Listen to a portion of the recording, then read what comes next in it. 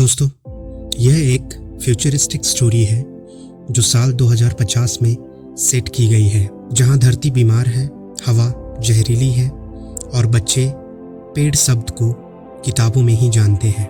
कहानी का मुख्य पात्र है एक 12 साल का बच्चा ऋषि, जो एक ऐसी दुनिया में जन्मा है जहां उसने कभी हरियाली देखी ही नहीं। एक दिन उसे अपने दादा की एक पुरानी डायरी मिलती है जिसमें 2020 के समय की हरी दुनिया की बातें हैं।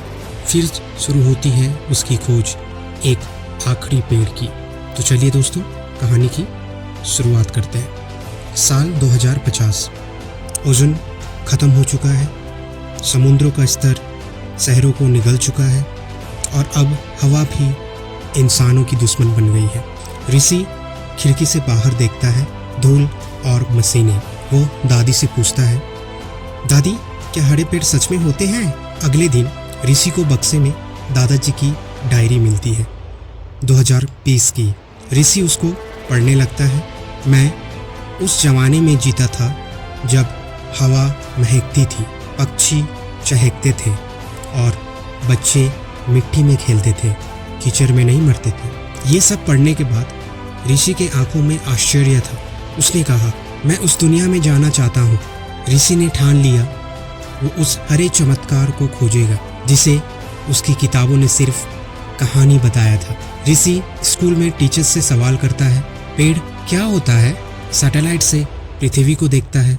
सब कुछ उसे भूरा और राख नजर आती है। अगले दिन ऋषि छुपकर बंजर जमीन पर निकलता है, जहरीली हवा में ऑक्सीजन टैंक के साथ।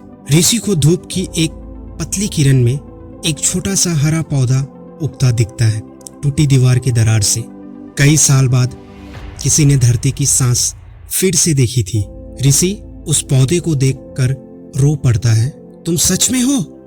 दादा ने झूठ नहीं कहा था। ऋषि उस पौधे को बैग में लेकर वापस आता है और उस पौधे को सरकार को दे देता है। वैज्ञानिक डीएनए स्टडी करते हैं। एक पौधे ने धरती की पुनर्जन्म की उम्मीद जगाई। मास प्लांटेशन प्रोजेक्ट शुरू होते हैं, बच्चे पौधे लगाते हैं, ग्रीन हाउस गैस बनते हैं। अगर एक बच्चा एक पौधे से धरती को बदल सकता है तो हम सब मिलकर क्या नहीं कर सकते? ऋषि टीवी पर कहता है, आज हम जो पेड़ लगाएंगे वही कल हमें जिंदा रखेगा। आज के लोग प्लास्टिक यूज करते हैं, जंगल काटते हुए।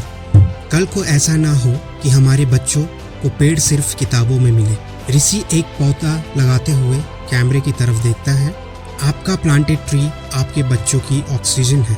आज एक पौधा लगाओ और कल एक भविष्य। तो दोस्तों, अगर आपको हमारी आज की ये छोटी सी कहानी अच्छी लगी तो लाइक एंड सब्सक्राइब जरूर कर दीजिएगा और शेयर करना मत भूलिएगा।